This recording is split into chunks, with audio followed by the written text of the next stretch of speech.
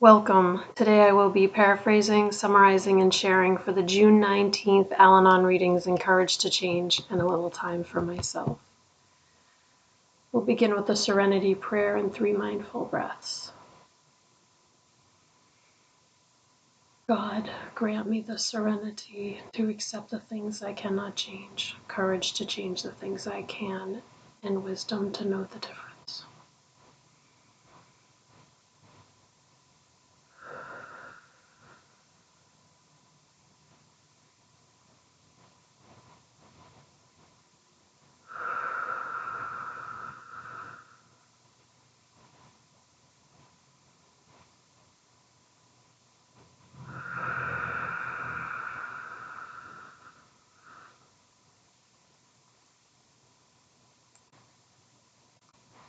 Just checking, it's June 19th. Okay.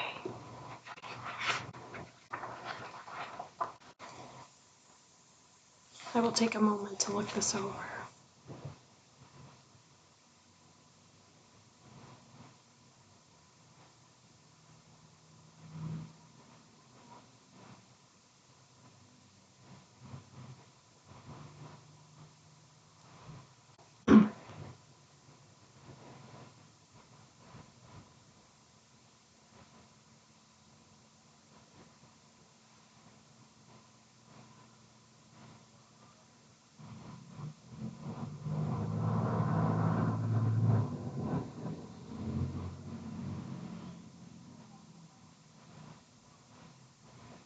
The question is, how can I become welcoming?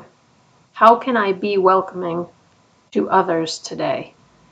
And this passage was written by an American of African descent. They are describing how their first home group was a meeting specifically for people of color who were affected by someone else's drinking. And they said that it was very helpful because they could be free of the quote-unquote minority labels.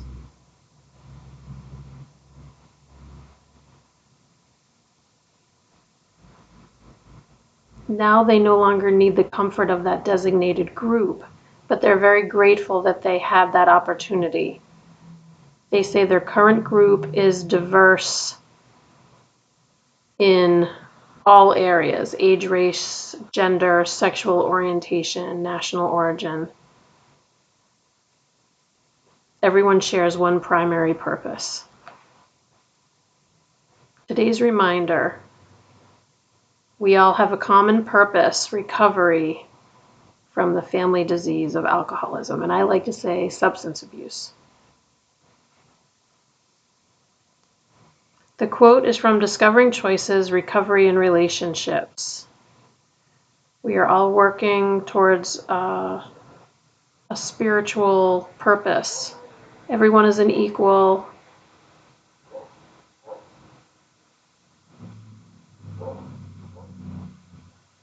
We help each other in the fellowship. How can I be welcoming to others today?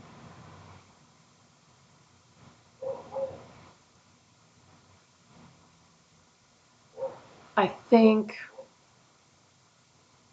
well, I'm really glad that this person had what they needed to get started and then to feel more comfortable and then to be in a more diverse group. I think it's interesting to me that there is a group specifically for people of color.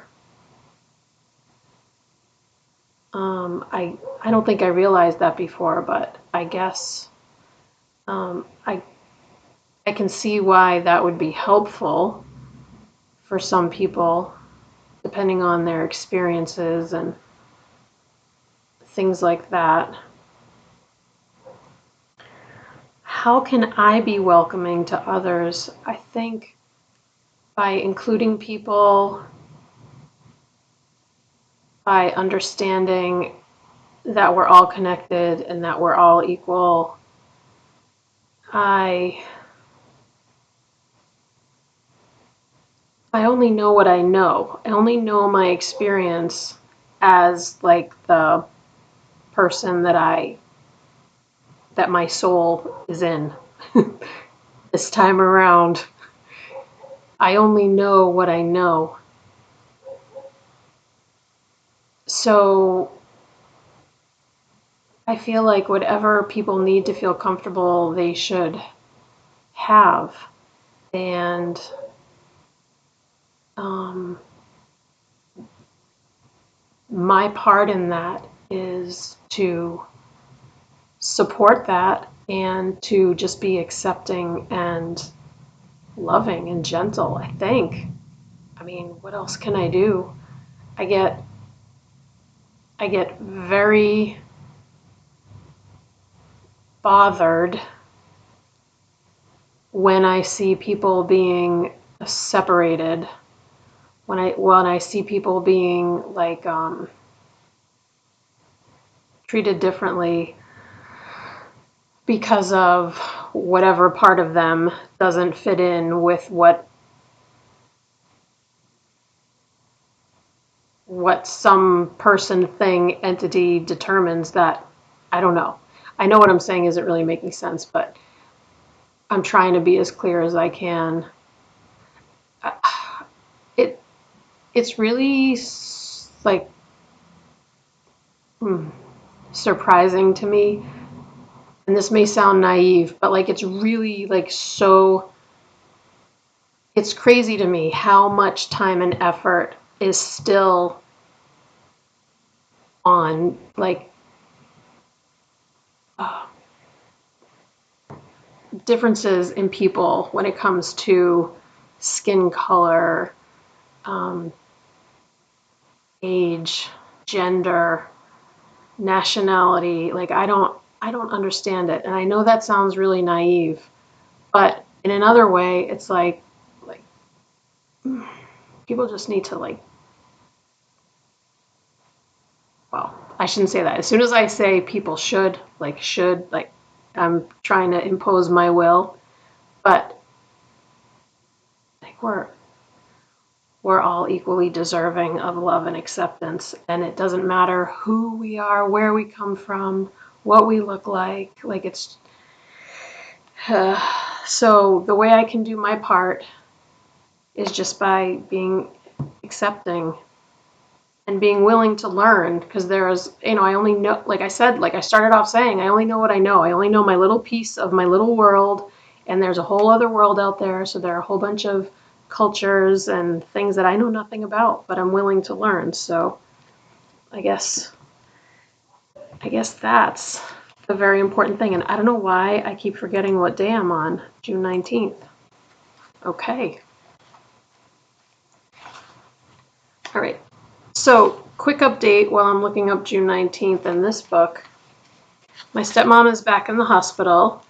I don't think I've mentioned at all what her ailments have been, but the remaining ailment is a UTI, a urinary tract infection. And so she was admitted back into the hospital yesterday. And she's expected to be discharged sometime tomorrow. So it goes on, but I went to visit today, but I only went to visit for a couple of hours. And I'm trying to find a balance between being supportive and not like losing like the balance in my life, like doing the things that help keep me feeling good. So I love to spend time with my dad and my stepmom, but I also need to spend time with my partner and my friends and volunteer, and like we're going to play pickleball this evening, and like I like to do my exercises, and I want to be able to do all that. So I feel like we're not in an acute situation anymore, like an emergency acute. Like it felt like it was a very tense situation, and now I feel like I don't know. I don't know how much of a recovery my stepmom is going to make.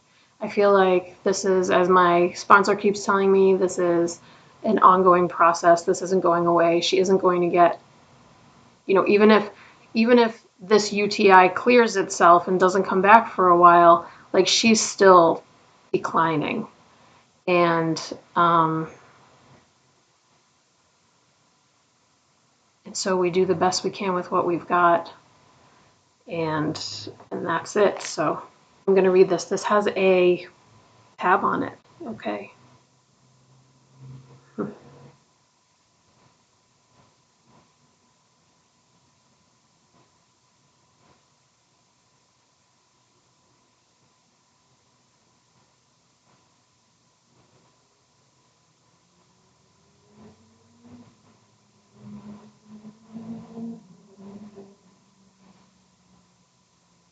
I love it. I love it. Oh my God, this is perfect. This is perfect. This is perfect for me. Uh, we are reminded that we don't have to take things personally. We are not the victim of everything that happens unless we choose to see it that way.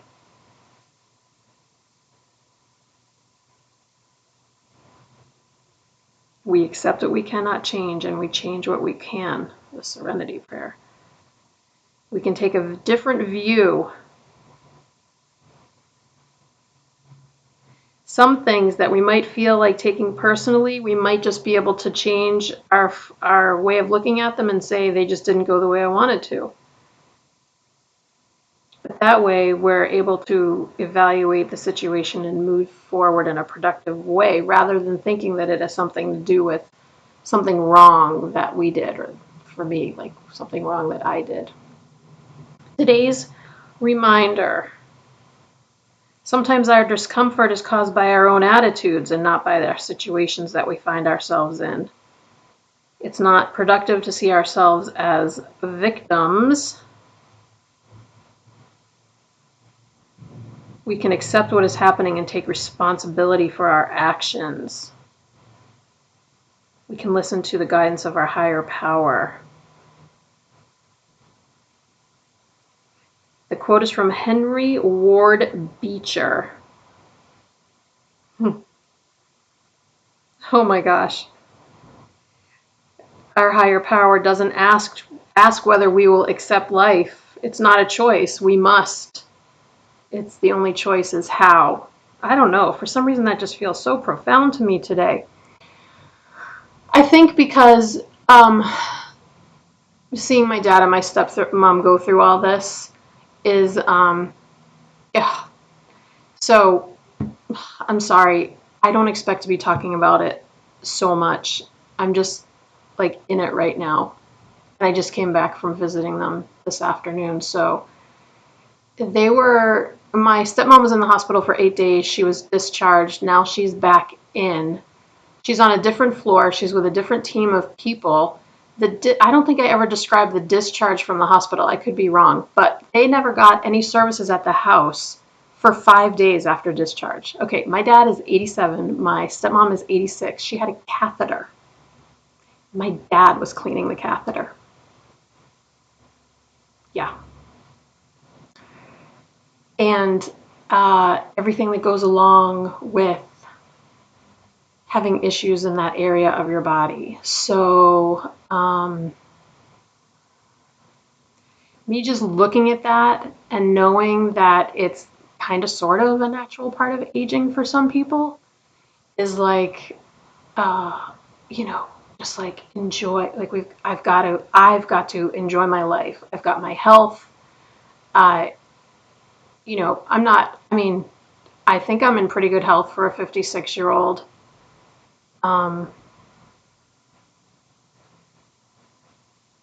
It's just, I'm really good at overthinking things. And for me, I'm like incorporating this into more motivation to just do what I want to do, to live my life and to savor every moment because like I'm just watching what they're going through and quite frankly, it's rough. It's really rough. So I love this though, like not to look at myself as a victim, not to look at them as victims. I don't think my father sees himself as a victim. Because his life has been completely turned upside down. He's a very healthy 87-year-old, and he's been taking care of my stepmom, who I've mentioned before. is so dear to me. I love her so much. She and I have always been very, very close. So it's just, I don't know. I'm rambling now. I don't mean to. I'm sorry. But just doing the best we can. When I got to the hospital today, my dad was furious. He called me I won't say the swear word, it begins with an F. But he said, "You and your brother are effing pains in the ass." Because when I walked into the hospital room, he said, "She's being discharged." And I said, "No." I said, "Refuse the discharge." And he got all upset, and he threw his phone down, and because my brother was texting him the same thing as I walked into the hospital, because the reason why she was admitted in the first place was not resolved. And it's an emotional situation. That's all. All right. Okay. We'll close out with the serenity prayer in 3 mindful breaths. Here we go. God, grant me the serenity to accept the things I cannot change, courage to change the things I can, and wisdom to know the difference.